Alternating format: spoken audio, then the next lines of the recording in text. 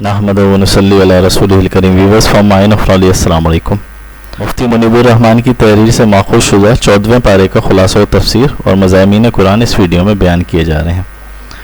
14वें पारे की पहली आयत का शान नज़ूल हदीस में ये आया है कि अहले जहन्नम जब जहन्नम में जमा होंगे तो जहन्नमी उन गुनाहगार मुसलमानों पर तान करेंगे कि तुम तो मुसलमान थे, फिर भी हमारे साथ जहन्नम में क्यों जल रहे हो।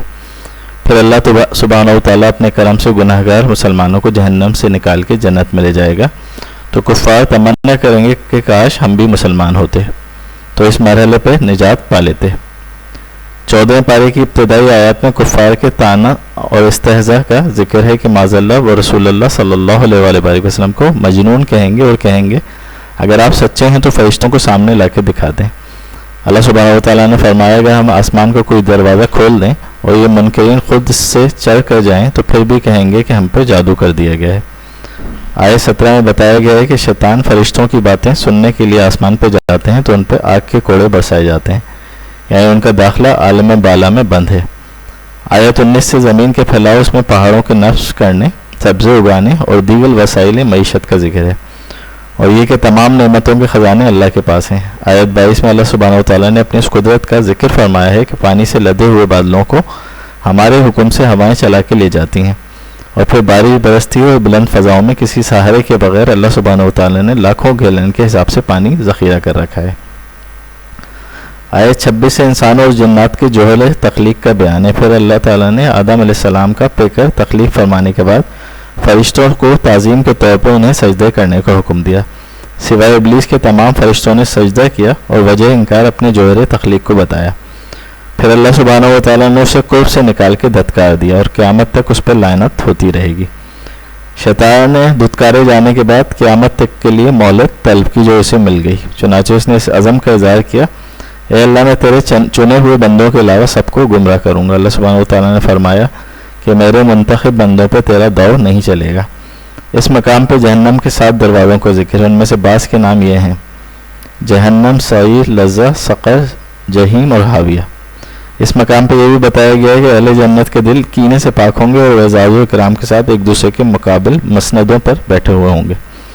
चंद आयत में हज़रत इब्राहीम और लूत अलैहिस्सलाम का वाक़या बयान हुआ है जिसकी तफसील उससे पहले गुजर चुकी है। आयत 78 से असहाबुल ऐका और असहाबुल हिज्र का जिक्र है कि इन कौमों ने अंबिया को झुटलाया और उन पर अल्लाह का अज़ाब नाज़िल हुआ। आयत 88 में कुरान मजीद की नेमत और सूरह फातिहा का ख़ास तौर पर जिक्र है। इसके बाद सूरह नहल है। आयत नंबर 5 से चौपायों की पैदाइश का जिक्र है जिनमें इंसानों के लिए कई तरह के फ़वाइद हैं। ये इंसानों के लिए राहत का सबब है। इनमें बाज़ जानवरों को खाया जाता है और बाज़ में दीगर फ़वाइद हैं, जैसे भेड़ों की ऊन से गर्म लिबास हासिल होता है। कुछ बार बर्दारी के काम आते हैं और कुछ सवारी के काम आते हैं, जैसे घोड़े, खच्चर, गधे वगैरह। आयत 11 में ज़मीन से पैदा होने वाले फलों और नेमतों का जिक्र है। ये कि शम्स कमर और सितारे उसी के हुक्म के ताबे हैं। इंसान समंदर पर सवारी के लिए भी सफ़र करता है, मछलियों का शिकार करके ताज़ा गोश्त खाता है। समंदरों ही से मुख्तलिफ़ किस्म के ज़ेवरात में इस्तेमाल होने वाली चीज़ें निकलती हैं। इन तमाम नेमतों का तफसील के साथ जिक्र करने के बाद फरमाया, और अगर तुम अल्लाह की नेमतों को शुमार करने लगो तो इसका अहाता न कर सको। आयत 20 से मुशरिकों के बातिल माबूदों की बेबसी और बेकसी का जिक्र है कि वो खुद मखलूक हैं, वो बेजान है, नेमत हयात से महरूम है, उन्हें खुद अपने अंजाम का कुछ पता नहीं। लिहाजा मुसलमानों का माबूद वहदहू ला शरीक रब सुब्हानहू व तआला है और ज़ाहिर और बातिन को जानने वाला है। आयत 25 में बताया गया कि जो लोग गुमराहियों के रहनुमा हैं वो अपने गुनाहों का बोझ भी उठाएंगे और जिनको उन्होंने गुमराह किया उनका वबाल भी उन पर होगा। अहले तक़वा और अहले ईमान को अता की जाने वाली नेमतों का जिक्र करके फरमाया कि उनकी वफ़ात के वक्त फरिश्ते उनकी पाकीज़ा रूहों को इस्तकबाल करेंगे और इन पर सलाम भेजेंगे। आयत 43 से अल्लाह सुब्हानहू व तआला ने नबी करीम सल्लल्लाहु अलैहि वसल्लम से फरमाया कि आपसे पहले भी हमने मर्दों को रसूल बनाया था जिनकी तरह हम वही करते थे और हक्कानियत के वाज़ह दलाइल और किताबें भी भेजी, और रसूल सल्लल्लाहु अलैहि वसल्लम हमने आपकी तरफ भी कुरान नाजिल किया ताकि आप लोगों को हमारे वह अहकाम वजाहत के साथ बता दें जो उनकी तरफ उतारे गए हैं। कुरान ने भी फरमाया कि जो कुछ तुम नहीं जानते वो अहले इल्म से पूछ लो। आयत 48 से अल्लाह सुब्हानहू व तआला ने इस अमर को बयान फरमाया कि कायनात की हर चीज़ अल्लाह की बारगाह में मसरूफ़ इबादत है, यहाँ तक कि चीज़ों का साया जो दाएँ और बाएँ झुकता है वो भी अल्लाह को सजदा रेज़ होता है। आयत 57 से बताया गया कि मुशरिक अल्लाह की तरफ बेटियों की निस्बत करते हैं, वो इन तमाम निस्बतों से पाक है। اگر ان کو خود کو بیٹی کی پیدائش کی خبر دی جائے تو چہرہ کالا پڑ جاتا ہے اور غصے سے بھر جاتے ہیں اور بیٹی کی خبر کو بری خبر جانتے ہیں. اپنی قوم سے چھپتے پھرتے ہیں کہ بیٹی کی ذلت کو اٹھا کے کیسے زندہ رہیں یا رسوائی سے بچنے کے لیے اسے زندہ درگور کر دیں. آیت 66 سے اللہ سبحانہ و تعالیٰ کی قدرت کی نشانیاں بیان کی گئی ہیں کہ دودھ دوہنے والے جانور کے پیٹ میں خوراک جاتی ہے اور ان کے معدے کے اندر ایک ہی کارخانے میں رنگین بدبودار اور ناپاک گوبر پیدا ہوتا ہے اور خون بنتا ہے اور ان دونوں ناپاک رنگین چیزوں کے درمیان ہی چاندی کی طرح چمکتا ہوا صاف شفاف پاکیزہ دودھ بنتا ہے.